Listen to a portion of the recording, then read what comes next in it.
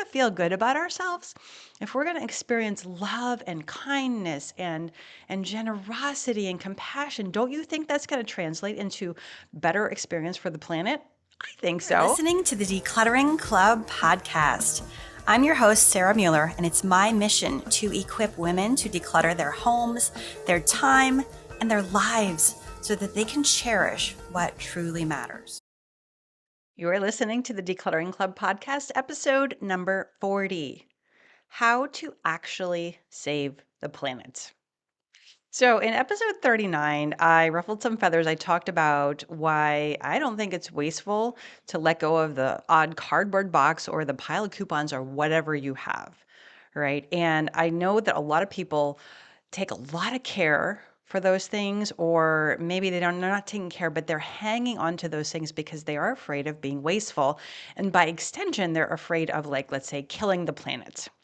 So I thought we could talk about, like, what are some ways that I think are much more effective and useful and productive that you can save the planet, that you can help the planet, right? Because if we're so busy, let's say, hanging on to our cardboard or saving the boxes or whatever it is, then what are we not doing, right?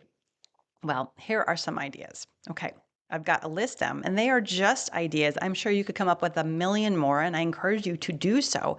But maybe this will spark your attention. Then we're going to talk about why I don't think it makes sense to, to put our attention towards things that have a more minimal impact. Okay, so here's my list. Right, ready? Number one. Number one, plant a tree.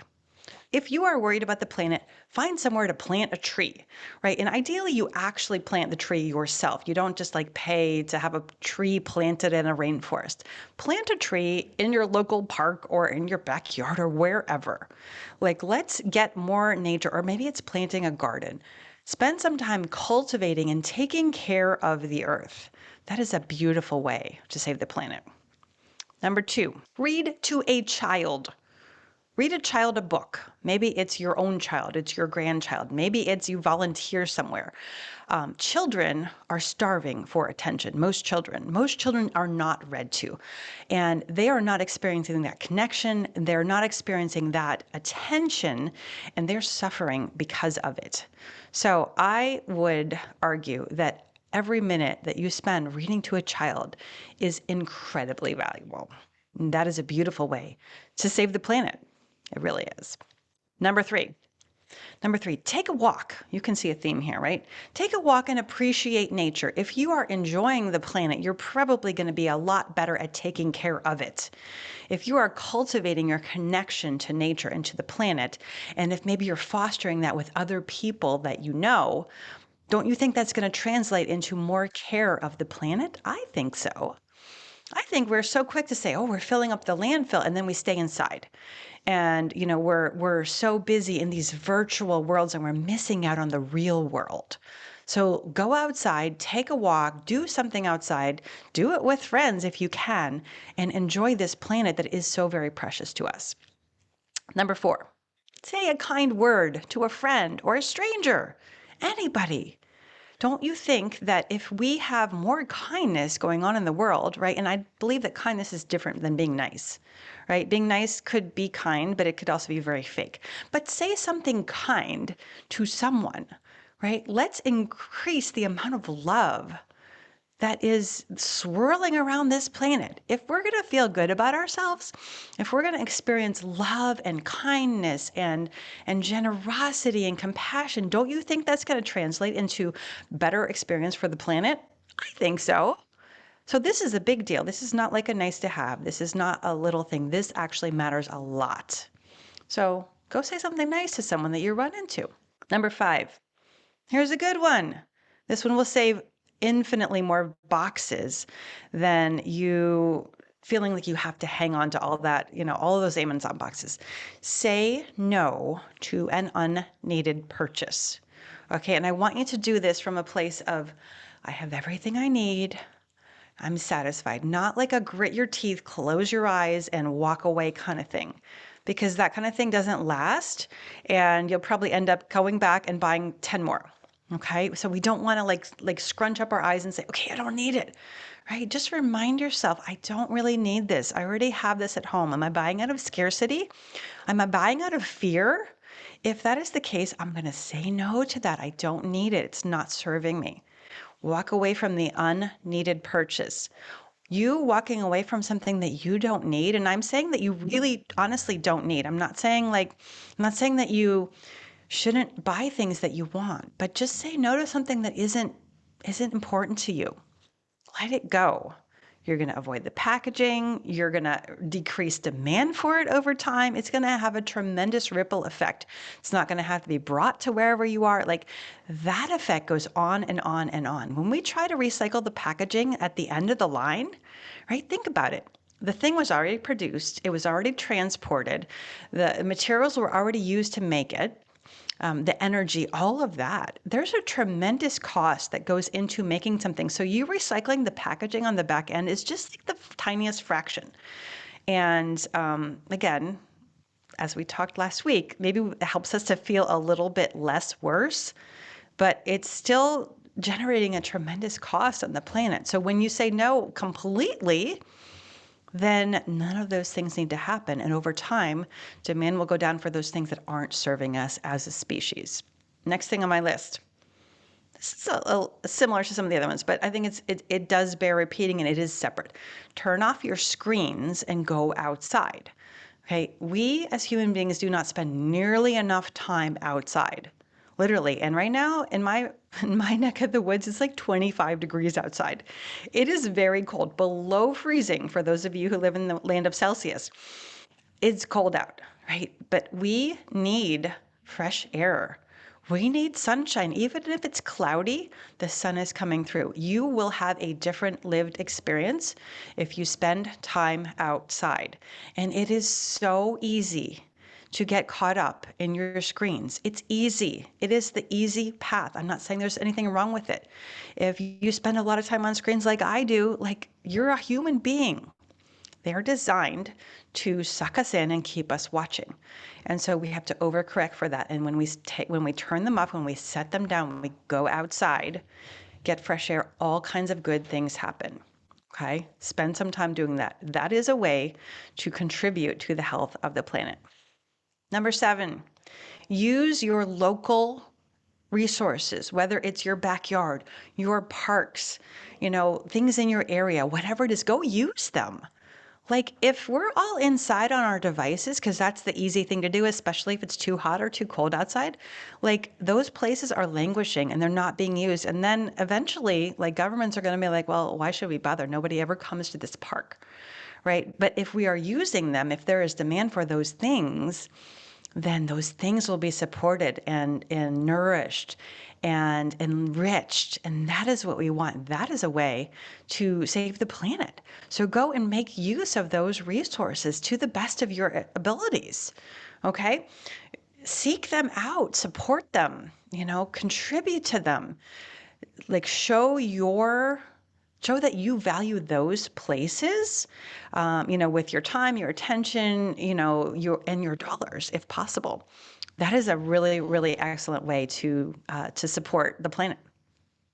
Number 8, encourage you. This is a little bit of a bigger ask, but lobby your local school district for gardening classes and or for more recess, more time outside. How much time do our kids spend cooped up? They're sitting at desks. They're literally not allowed to move their bodies, and they have no connection to the earth. When they get out there and they grow food or flowers or plants, how much more of a connection do you think they're going to have to the planet? How much more are they going to want to protect it? I think it's going to be pretty significant, right? And we are so disconnected now as a society from the environment. Like it's no wonder that, that it's easy to just throw stuff away because we're not connected. And that is the way that schools are designed. They don't have very much resource. They certainly don't have gardening classes, at least most of the time. So, go to your school and say, hey, can we get this going? Or can you guys arrange for more recess in our kids' school days? You're going to have to fight for that, right? Nobody gets compensated based on how much time kids spend out in a recess, but there are studies that show that they're going to perform way better on their tests. Their schoolwork's going to be better. They're going to be happier. They're going to be healthier, and they'll probably feel more in touch with the planet. So that is a huge thing that you can do to support the planet.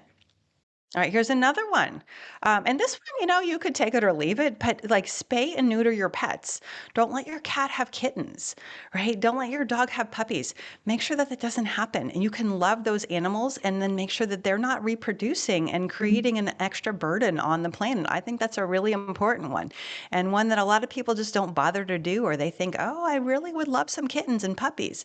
Okay, that's fine, but you are creating an extra mouth to feed there, and are you willing to accommodate that and to provide for that mouth over time, right? So keep that one in mind. That is a little bit of a controversial one, I think, for some people, but it is one way that you can really be a much more responsible inhabitant of the planet.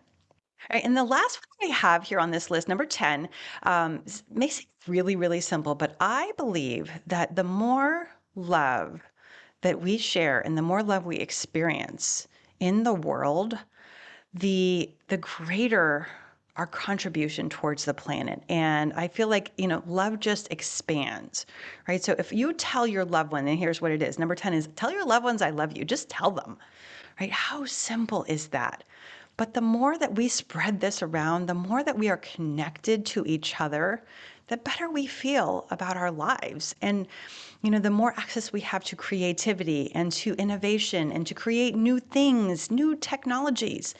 And these are the things that are going to change the way the planet is functioning over time. It's not because we recycled a couple extra cardboard boxes. It really isn't. So I firmly believe that when we expand the amount of love that we send out into the world, that is going to be reflected in our environments, in our planet, in our oceans, in all the spaces around us. Okay. Now, you might be like, yeah, but I still want to recycle. It's still super important. And I'm not going to tell you not to recycle, but I feel it's a little bit like, we're so busy. Like there's a burning building.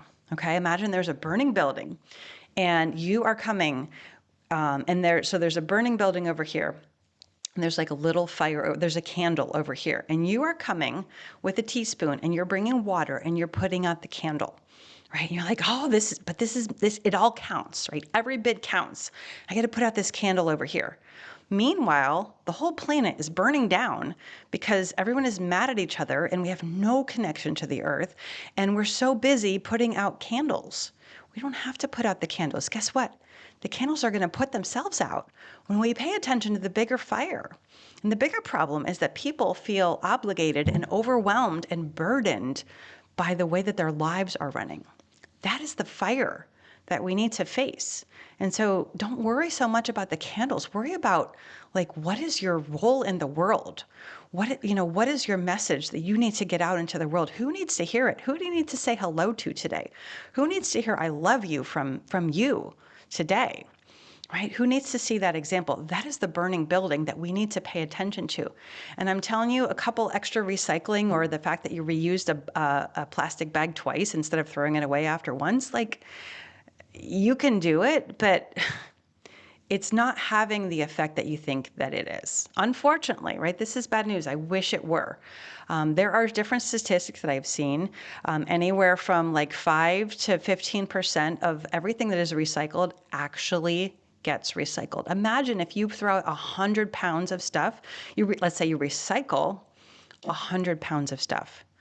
Only about 5 to 15 pounds of that actually gets recycled. The rest of it is going in the trash, right? So all that stuff that you are so carefully tending, most of it's going into the trash. And what would be a better use of your time? Right? Where could you use all of that time towards a much greater impact, right? That burning building. What is your burning building? I'd love to hear about that, right? Again, we feel like the planet and the landfills are the burning building. I'm not saying they're not important. Okay, but I'm saying the solution to not filling up the landfills is not to recycle or to reuse a plastic bag twice instead of once. It's not going to save the landfills, right? They're still filling up, right? So the answer is to focus in on what is your burning building and where can you make an actual difference with your time, with your attention, and with your love. Answer is going to be different for everybody. I know what mine is.